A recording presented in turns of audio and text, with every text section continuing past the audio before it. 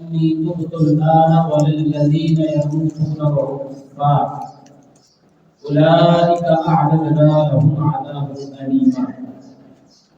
فرمایا صرف انہی لوگوں کی توبہ قبول کرنے کا وعدہ فرماتا ہے نادانی کے باعث برائی کر بیٹھے،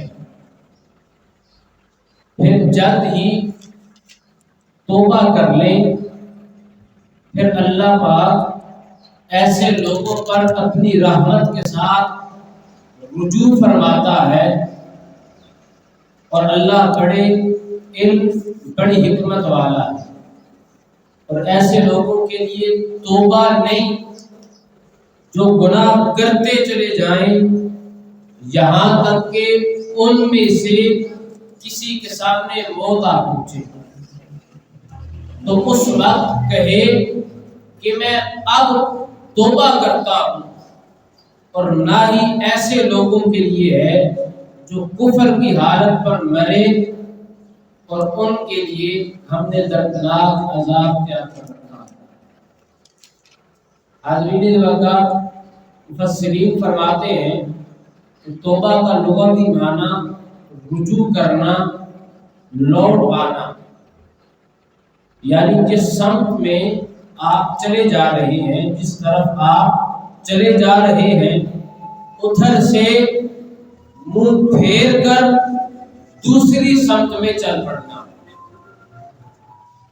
توبہ کا شریعت میں بھی یہی معنی ملحوظ ہے کہ انسان گناہ و معصیت کی جس راہ پر اپنی کم عقلی، کم فہمی کے باعث بھاگا چلا جا رہا ہے اس سے رخ موڑ کر نیکی اور تقوی کی شاہراہ پر گامزن ہو جائے۔ اسی لیے محققین نے توبہ کی قبولیت کے لیے متعدد شرائط بیان کی، جن میں سے اہم یہ ہے: پہلا ندامت، دوسرا اس گناہ سے اسی وقت باز آ جانا، اور تیسرا دوبارہ یہ گناہ نہ کرنے کا پختہ ارادہ کرنا۔ یعنی یہ سب کچھ اللہ عز و جل سے شرمسار ہو کر کرے، ایسی توبہ کو قبول فرمانے کا اللہ نے وعدہ فرمایا۔ پھر فرمایا جہالت بجہالہ۔ اب جہالت کا معنی نہ جاننا ہے، اور اس سے مراد وہ کیفیت ہے کہ جب انسان رذیل خواہش، ہوائے نفس اور غصے سے یوں مغلوب ہو جائے کہ اپنے اعمال کے نتائج اس سے پوشیدہ ہو جائے۔ پھر آگے فرمایا کہ وہ پھر جلدی ہی توبہ کر لے، بس اللہ ایسے لوگوں پر اپنی رحمت کے ساتھ رجوع فرمائے گا۔ اب لفظ قریب آیا، وقت قریب سے مراد یہ ہے کہ وہ جذبات جن سے مغلوب ہو کر اس نے یہ فعل بد کیا تھا، اس نے یہ گناہ کیا تھا، جب ان کی تیزی ختم ہو جائے تو فوراً بارگاہ الہی میں حاضر ہو کر توبہ کرے۔ لیکن شریعت نے موت کے آثار ظاہر ہونے سے پہلے توبہ کرنے کو صحیح قرار دیا۔ چنانچہ ضحاک سے مروی ہے کہ کل ما کان قبل الموت فهو قریب، لیکن انسان اس غلط فہمی میں نہ رہے کہ ابھی توبہ کی کیا جلدی ہے، موت سے پہلے توبہ کر لوں گا، کیا پتا کہ موت اچانک آ جائے، کیا خبر کہ بہر نافرمانیوں کی نحوست احساس گناہ کا گلا گھونٹ ڈالے اور توبہ کی توفیق سے محروم کر دے۔ ایک چیز یاد رہے کہ اللہ رب العزت کی ذات برتر اور اعلیٰ ہے، اس چیز سے کہ کہ اس پر کوئی چیز واجب ہو، ہاں جسے وہ خود محض اپنے فضل و کرم سے اپنے اوپر واجب کرے، اور اسی طرح ایسی توبہ کے قبول کرنے کا اس نے محض اپنی مہربانی اور رحمت سے وعدہ فرمایا۔ پھر آگے وَلَيْسَتِ التَّوْبَةُ لِلَّذِينَ يَعْمَلُونَ السَّيِّئَاتِ کی تفسیر میں پیر کرم شاہ صاحب بخاری الازہری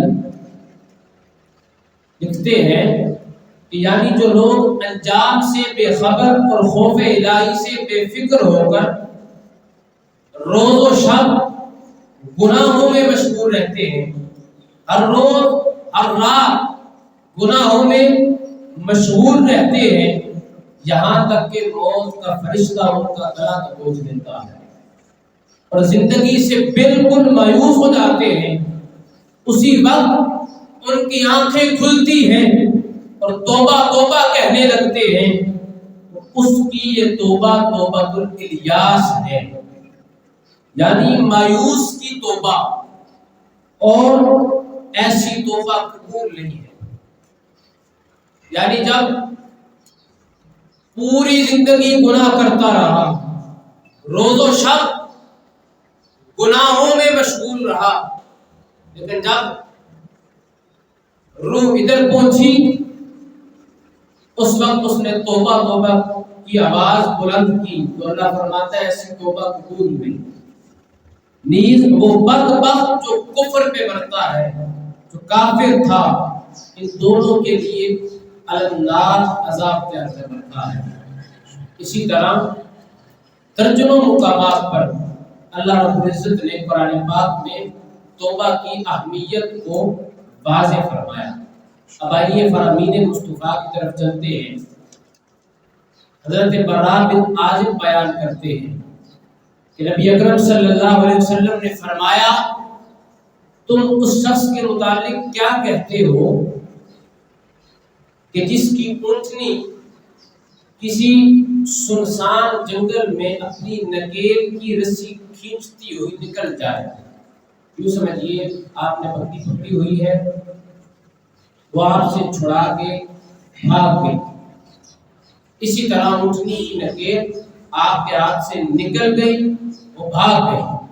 پھر آگے اب یہ صحیح مسلم کے الفاظ ہیں، جب سرزمین میں اس سرزمین میں کھانے پینے کی کوئی چیز نہ ہو اور اس اونٹنی پر اس کے کھانے پینے کی چیزیں لدی ہو، یعنی اس بندے کا سارا ساز و سامان اس اونٹنی پر رکھا ہو، لدا ہو، تو وہ شخص اس اونٹنی کو ڈھونڈ ڈھونڈ کر تھک جائے، پھر وہ اونٹنی ایک درخت کے تنے کے پاس سے جب گزرے اور اس کی مہار یعنی سمجھیے رسی، اس کی مہار اس تنے میں اٹک جائے اور اس شخص کو وہ اونٹنی اس تنے میں اٹکی ہوئی مل جائے، تو ہم نے عرض کیا یا رسول اللہ وہ بہت زیادہ خوش ہوگا، یعنی اتنی پریشانی تھی، سارا ساز و سامان اس اونٹنی پر لدا تھا،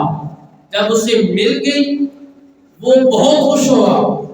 تو حضور صلی اللہ علیہ وآلہ وسلم نے فرمایا سنو بخدا اللہ اپنے بندے کی توبہ پر اس شخص کی سواری کے ملنے کی بنسبت زیادہ خوش ہوتا ہے، یعنی جتنی خوشی اس آدمی کو اس کی اونٹنی ملنے پر ہوئی اس سے کئی زیادہ خوش اللہ رب العزت جب انسان توبہ کرتا ہے تو اس پر ہوتا ہے۔ اور حضرت عبداللہ بن عمر بیان کرتے ہیں کہ ہم گنا کرتے تھے، کریم مصطفیٰ صلی اللہ علیہ وسلم ایک مجلس کے اندر 100 مرتبہ توبہ فرماتے، اے رب مجھے بخش دے، اے میرے رب تو میری توبہ قبول فرمانے والا ہے، رحم فرمانے والا ہے۔ اسے امام احمد نے، ابو داؤد نے مذکورہ الفاظ میں اور ابن ماجہ نے روایت کیا۔ اور حضرت حذیفہ بیان کرتے ہیں کہ میں اپنے اہل خانہ سے محتاط گفتگو کرنے سے باز نہیں رہتا تھا، یعنی محتاط گفتگو نہیں کیا کرتا تھا، منہ سنبھال کے گفتگو نہیں کیا کرتا تھا۔ سو میں نے حضور علیہ السلام کی خدمت میں عرض کیا، یا رسول اللہ صلی اللہ علیہ وسلم، مجھے ڈر ہے کہ میری زبان مجھے دوزخ میں نہ لے جائے۔ آقا علیہ السلام نے فرمایا، تم اللہ سے استغفار کیوں نہیں کرتے؟ بے شک میں تو روزانہ 100 مرتبہ استغفار کرتا ہوں۔ یہ حضور کا عمل ہے۔ اور اسی طرح حدیث کی کئی کتب میں توبہ استغفار کی اہمیت کو واضح کیا۔ فرمایا، انس بن رضی اللہ تعالی عنہ ان النبی صلی اللہ علیہ وسلم قال کل ابن آدم خطاء وخیر الخطائین التوابون۔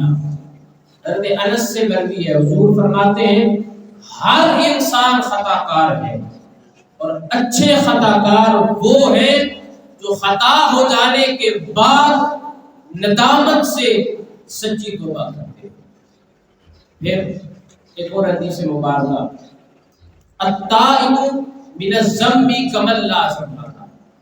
حضرت عبداللہ سے روایت ہے، فرماتے ہیں گناہ سے سچی توبہ کرنے والا اس شخص کی مانند ہے جس نے کوئی گناہ کیا ہی نہیں، جس نے کوئی گناہ کیا ہی نہ ہو۔ اور حضرت عبداللہ بن عباس سے مروی ہے کہ حضور نبی اکرم صلی اللہ علیہ وسلم نے فرمایا کہ جو شخص پابندی کے ساتھ استغفار کرتا ہے تو اللہ رب العزت اس کے لیے ہر غم سے نجات اور ہر مشکل سے راستہ بنا دیتا ہے، اور اسے وہاں سے رزق دیتا ہے جہاں سے اس کے وہم و گمان بھی نہیں ہوتا۔ اور اسی کی تشریح کرتے ہوئے امام جعفر الصادق روایت فرماتے ہیں کہ جس کو رزق تنگی اور تاخیر سے ملے، تنگی کے ساتھ رزق ملے، تاخیر سے ملے، لیٹ ملے، اسے کثرت سے استغفار کرنا چاہیے، یہ وظیفہ ہے۔ اور حضرت قتادہ کا فرمان سنیے، فرماتے ہیں قرآن مجید میں تمہاری بیماری سے بھی آگاہ کرنا اور تمہارے لیے دوا بھی تجویز کرتا ہے۔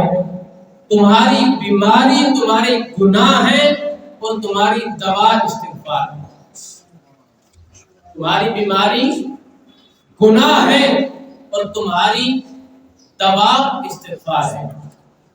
اور حضرت علی المرتضی شریف خدا رضی اللہ تعالیٰ عنہ آپ فرماتے ہیں تعجب ہے اس شخص پر جو ہلاک ہو جاتا ہے حالانکہ نجات کا راستہ اس کے پاس موجود ہے۔ عرض کیا وہ نجات کا راستہ کیا ہے؟ آپ رضی اللہ تعالیٰ عنہ نے فرمایا استغفار ہے۔ آپ فرمایا کرتے کہ اللہ اس بندے کو استغفار یعنی توبہ کی توفیق ہی نہیں دیتا کہ جسے اس نے عذاب دینا، جس کو وہ عذاب دینا چاہتا ہے اس کو وہ توبہ کی توفیق ہی نہیں دیتا۔ اللہ اکبر۔ اللہ رب العزت سے دعا ہے اللہ ہمیں توبہ و استغفار کی کثرت کرنے کی توفیق عطا فرمائے۔ حضور آقا علیہ السلام 100 مرتبہ استغفار کرنا اور گناہوں سے پاک ہونے کے باوجود حضور آقا علیہ السلام توبہ فرماتے ہیں اور سلف صالحین کا یہی معمول رہا۔ اللہ رب العزت ہمیں نیکی کی راہ پر گامزن کرے اور توبہ استغفار کی کثرت کرنے کی توفیق عطا فرمائے۔ آمین بجاہ سیدنا محمد۔